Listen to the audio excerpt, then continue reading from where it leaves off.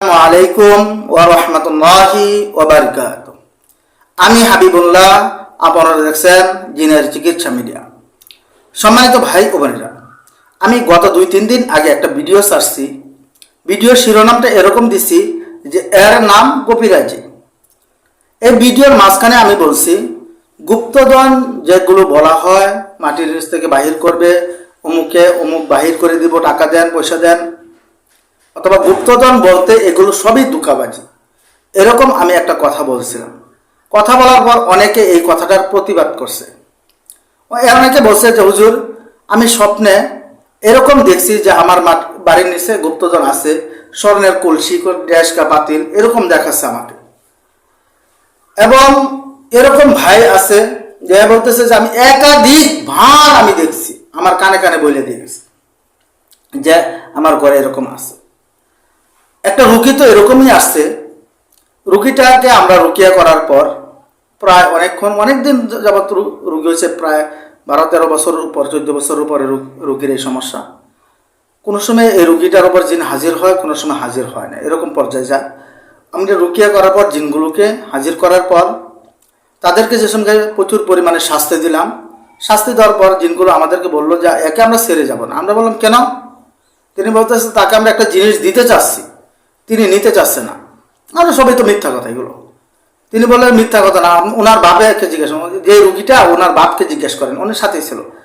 আমি বললাম যে আসলে ঘটনাটা কি? তিনি বললো আমাকেও তো স্বপ্নে দেখাইতেছে যে আমাদের বাড়ির নিচে এরকম গুপ্তধন আছে, এগুলো নিতে বলতেছে। এখন কথা হচ্ছে যে আমি বললাম ধোঁকাবাজি, আবার ওনারা যারা বলতেছে তারা বলতেছে সত্যিই হুজুর আমরা এরকম দেখতেছি। তো এর মধ্যে কি সমস্যাটা কি? এখন আমার কথার উত্তরগুলো আপনারা সম্পূর্ণরূপে ক্লিয়ারভাবে শুনবেন। এর মধ্যে কোনো আমি ফাঁক ফুক রাখবার চেষ্টা করবো না ইনশাআল্লাহ। ওনারা যে বলতেছে যে ওনারা বাস্তবে স্বপ্নের মাধ্যমে দেখতেছে, এটা বাস্তব কথা, এর মাধ্যমে মিথ্যার কোনো আশ্রয় নেই, এটা সত্য।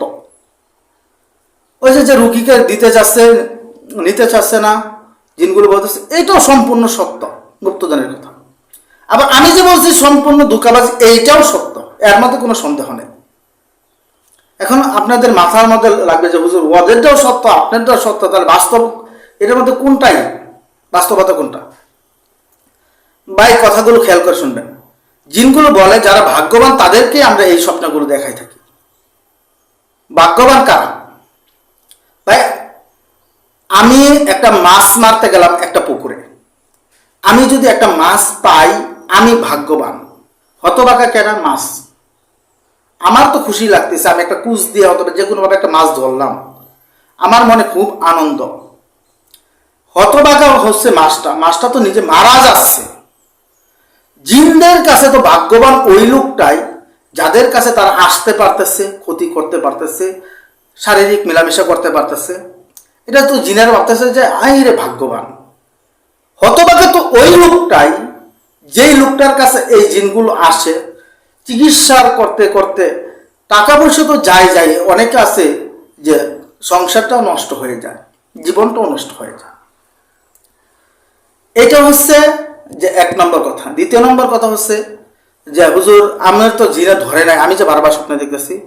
ভাই অপেক্ষা করেন, আপনারও বেশি দেরি নাই। মানে কি, জিন এমন কোনো আকৃতি নাই ভাই সে ওই আকৃতি ধরতে না পারে।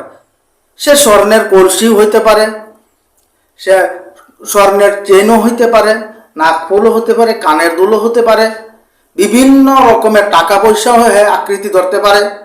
এটা সম্পূর্ণ জিনের একটি খেলাধুলা। জিন আপনাকে এগুলো দেখাচ্ছে, এই জন্য আপনি ভাগ্যবান মনে করেন না, আপনাকে তিনি অচিরে ঘায়েল করে ফেলবে।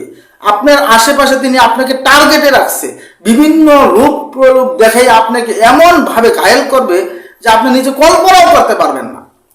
তাই কেউ এই গুপ্তধনের খুঁজে যাবেন না। এখন অনেক ভাই আছে স্বপ্নে দেখার সাথে সাথে গুপ্তধনের খুঁজে চলে যায়, যাওয়ার পরে জিনে আক্রমণ করার আগেই ওই কবিরাজটা দেখে যে এই লোকটা তো অনেক লোভী লোক, টাকা পয়সার জন্য করতেছে, এমন কিছু কুফরি মন্ত্র তন্ত্র পড়ে গলার ভিতরে এমন তাবিজ বেঁধে দেয়, যার কারণে ওই লোকটাই নিজেই পাগল হয়ে যায়। ওই কবিরাজের চালান মাইরা দিয়ে দিয়েছে ছাইরা, চিকিৎসা করার পর সুস্থ হচ্ছে না। ভাই এই বিষয়ে বাস্তবতা একটা ঘটনা আছে, ঘটনাটা আমি তৃতীয় পর্বে বলবো। আমি ধোঁকাবাজি সম্পর্কে হতে জিনের কথাটা পরে বলবো, আমি সাধারণ একটা ধোঁকাবাজি হিসাবে বলতেছি, আপনারা খেয়াল করে শুনবেন। আমার বাড়ির পাশে একজন মহিলা আছে, তার একটা মেয়েই, তিনি বাসায় কাজ করে এই মেয়েটাকে বড় করছে। তার স্বামী নাই, অনেক গরিব, অনেক গরিব, বাসায় কাজ করে এই মেয়েটাকে বড় করছেন, বিবাহ দিছে। বিবাহ দেওয়ার পর এই মেয়ের জামাই আর এই মহিলাটা ওই বাড়িতে থাকে, একা একটা বাড়ি করছে। থাকার পর বাদ্যান্নি করে না, বেদে বাদ্যান্নি কি করেন আমি জানি ভাই, আমার ভাষা আমি ব্যবহার করতেছি, আপনারা বুঝে নেবেন। বাদ্যান্নি আসছে, আসার পরে এমনভাবে ভুলাইছে যে তোর ঘরের নিচে তো অনেক স্বর্ণের জিনিস আছে। ভাই আমার গল্পটা আপনারা কেউ মনে করেন না যে কোনো বানোয়াট কোনো গল্প, 100-র মধ্যে 100 বাস্তবতা। যে তোর ঘরের ভিতরে এরকম জিনিস আছে, এটা আমরা বাহির করে দিয়ে যাবো আজকে, তোর কিছু বাহির কর, স্বর্ণের জিনিস বাহির কর, এটার মধ্যে মন্ত্র পড়া ওই জায়গায় রাখতে হবে, আমরা দিয়ে যাব। ভাই ওই মহিলাটার ঘরে কোনো স্বর্ণের জিনিসপাতি ছিল না। তিনি তার ধরেন যে তার চাচার ঘর থেকে, চাচার মেয়ের, চাচা তো বোন, তাহলে চাচার মেয়ের ঘরে ওই যে নতুন বিবাহ হয়েছে, স্বর্ণের চেনটা নিয়ে দিচ্ছে।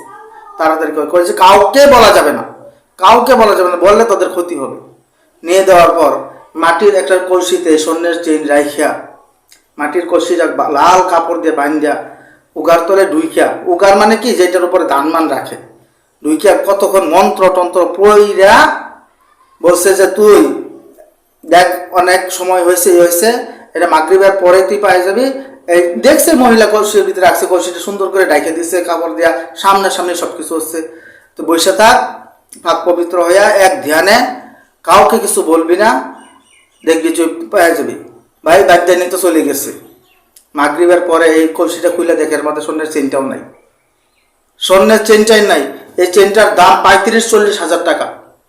ভাই যেই মহিলাটা 100-200 টাকার জন্য মানুষের বাড়ি ধান যারে, এখন 100-200 টাকার জন্য ধান যারে, মানুষের ঘর লেখা দেয়, কাঁচা ঘর, এই মহিলাটা 35-40 হাজার টাকা কোথায় বার করবে?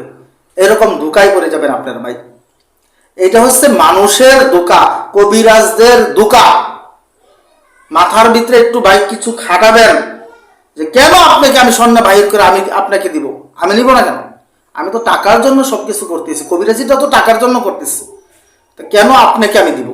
আমি তো নিজেই নিব। সম্পূর্ণ ধোঁকা হচ্ছে এটা কবিরাজদের, টাকা বাহির করে কিছু দিবেন আপনাকে। আরেকটি বিষয় হচ্ছে জিনেরা আপনাকে ধোঁকা দিচ্ছে বিভিন্ন রকমের স্বর্ণের জিনিস হয়ে, তিনি নিজেই আকৃতি হইয়া, কোনো কিচ্ছু আপনার ঘরে নাই ভাই, কোনো কিচ্ছু আপনার ঘরে নাই। আপনি সাবধান হন, আপনি ওই সামনে থেকে আমল বাড়িয়ে দেন, শরীর বন্ধ করেন, আপনি আক্রান্ত হবেন। এখন এই জিনেরা কিভাবে মানুষকে ক্ষতি করে স্বর্ণ দেখায়া, আমি এটার 3 নম্বর পারে ইনশাআল্লাহ নিয়ে আসবো, যে বাস্তবতা ওই লোকটা ড্রাইভারি করতো, তিনাকে কিভাবে এই স্বর্ণের কলসি মলসি দেখায়, জায়গা সহ নির্ধারণ করে দেয়া, কোন টাইমে যাইতে হবে ওই টাইমটাও বলে দিয়ে কিভাবে ওই লোকটার সাথে এরকম হয়ে গেছে। আমি 3 নম্বর পারে শুধু এই গল্পটা বলে আমি এই কবিরাজির এই যে ধোঁকাবাজির বিষয়টি বাদ দেবো, কারণ এটা আমি অনেকের এই জিনিসটা অনেক কবিরাজের লাগে যাচ্ছে, কারণ আমি এই জিনিসটা বলার কারণে অনেকে আমার পিছিয়ে লেগে গেছে, সাধারণ মানুষ লেগে গেছে, যে আমি স্বপ্নে দেখছি আপনি করছেন ধোঁকাবাজি। ভাই আপনি স্বপ্নে দেখছেন, আপনি আক্রান্ত হবেন এই জিনের কারণে। জিন বিভিন্ন রকমের আকৃতি ধরে আপনার কাছে এরকম করতেছে। তাই সম্মানিত ভাই, আমার কথাকে কেউ মনে কিছু নেবেন না, আমি কথাগুলো হয়তোবা যে কোনো একজন ব্যক্তিকে, যে কোনো একটা টার্গেট করে বলার চেষ্টা করি, কারণ অনেকে এই ধোঁকাবাজিতে পড়ে গেছে। তাই সাবধান হন। সাবধানতার মার নাই ভাই, সাবধানতার কোনো মার নাই। আমি যদি কখনো বলি যে আমি বাহির করে দিব, আমি ভাববেন যে ওই লোকটা টাকার জন্য এরকম করতেছে। তো ভাই সকলের কাছে দোয়া চাই, সকলেই আমার জন্য দোয়া করবেন, কারণ আমি আজকে ভালো আছি। আমার নফস, আমার এই মনটা কোন সময় যে পরিবর্তন হয়ে যাবে, কত আল্লাহর ওয়ালা, কত ভালো, কত ভিড় এই টাকার জন্য নষ্ট হয়ে গেছে। আর আমি তো সাধারণ ওদের জুতা না, একটা কিডের সমান, তাহলে আমি কিভাবে টিকে থাকবো, আপনাদের সবার কাছে দোয়া চাই যাতে আল্লাহ তাআলা রব্বুল আলামিন আমাকে হেফাজত করেন এবং আমার সাথে আপনাদেরকেও হেফাজত করেন। জি ভাই, আসসালামু আলাইকুম ওয়া রাহমাতুল্লাহি ওয়া বারাকাতুহু।